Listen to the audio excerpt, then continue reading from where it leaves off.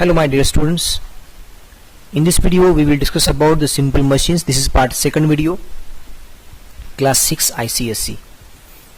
So in this video we will discuss about the different types of simple machines that are levers, pulley, the wheel and axle, inclined plane, wedge, screw and the maintenance and the care of that machines. So let's see one by one. First of all we will discuss about lever. So क्या है lever? You can see in the figure, this is a lever in which force and load, you can see this is a force matlab efforts and the load here, and center part is nothing but this one is a fulcrum, and the whole figure is called as first class lever. So what about the class we will discuss later. तो ये क्या है? lever है. You can see again here this is called as effort arm. जहाँ पे हम efforts देते हैं उस मशीन्स को हम फोर्स लगाते हैं उसको बोलते हैं एफर्ट्स आर्म, और उसका इफेक्ट हम फोर्स लगाने से इफेक्ट कहाँ पे आ रहा है? यहाँ पे आ रहा है, मतलब उसको बोलते हैं रेजिस्टेंस आर्म बोलते हैं, उसको लोड बोलते हैं. Okay, you can see different examples of the lever. यहाँ पे फर्स्ट क्लास लीवर है. फर्स्ट क्लास लीवर इसमें क्या होता है? These are the examples of first class lever. यहाँ पे फल्क्रम सेंटर में रहता है, यहाँ पे एफर्ट्स और अपोजिट में रेजिस्टेंस आर्म और एफर्ट्स आर्म. यहाँ पे सेकंड क्लास लीवर में क्या होता है? Fulcrum at the one of the end एक बाजू में रहता है और रेजिस्टेंस आर्म सेंटर में और एफर्ट्स आर्म एक साइड में रहता है. मतलब साइड में अगर यहाँ पे हम फोर्स लगाते हैं, अगर एक बाजू में अगर हम फोर्स लगाते हैं तो यहाँ पे उसका क्या होगा? रेजिस्टेंस आर्म अप्लाई होगा. इसका example, these two are the examples of second class lever. In the third class lever fulcrum same position में मतलब एक एंड में रहता है और यहाँ पे resistance arm at the last रहता है और मिडल में कौन रहता है? एफर्ट्स आर्म रहता है. You can see these two are the examples of third class lever. Now mechanical advantage of lever. Mechanical advantage of lever can be calculated the same formula which we have discussed in the previous video, load upon efforts. If load arm is equal to effort arm, then mechanical advantage will be 1. अगर load arm जितना है उतना ही अगर efforts arm दे रहा है तो क्या होगा? Definitely MA will be 1. अगर load arm ज़्यादा है और efforts arm कम है, मतलब load की वैल्यू ज़्यादा आएगी और efforts की वैल्यू कम आएगी, तो definitely MA will be more than 1 आएगा. अगर लोड आर्म की वैल्यू कम है और एफर्ट्स आर्म की वैल्यू ज़्यादा है, मतलब एफर्ट्स ज़्यादा दे रहे हैं और लोड कम आ रहे हैं, तो definitely mechanical advantage of that machine is nothing but that lever MA is greater than 1 आएगा. Now the classes of lever. Lever की classes just we have discussed. This is the first class lever. यहाँ पे centre में क्या रहेगा? Fulcrum रहेगा. One side में efforts arm मतलब फोर्स है और अदर में रेजिस्टेंस आर्म मतलब लोड है.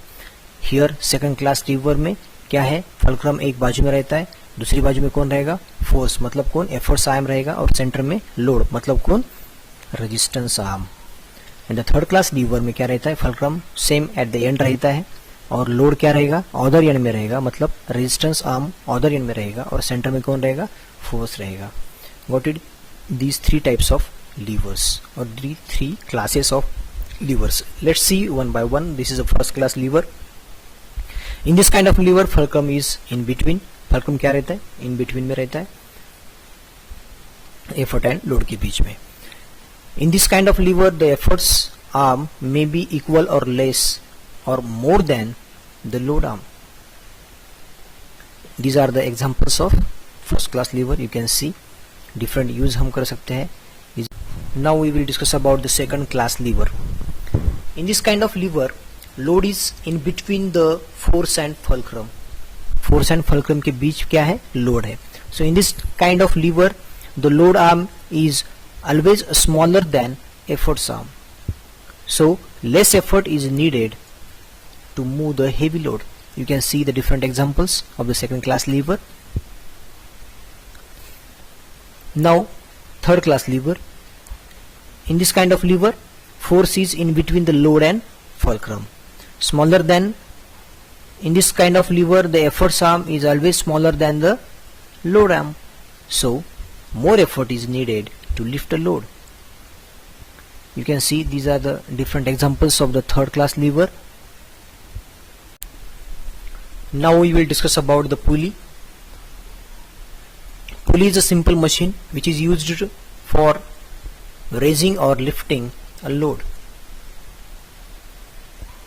This is the figure of pulley, in which this is the center is axle, that is called as pulley, and one string is used, one fixed support.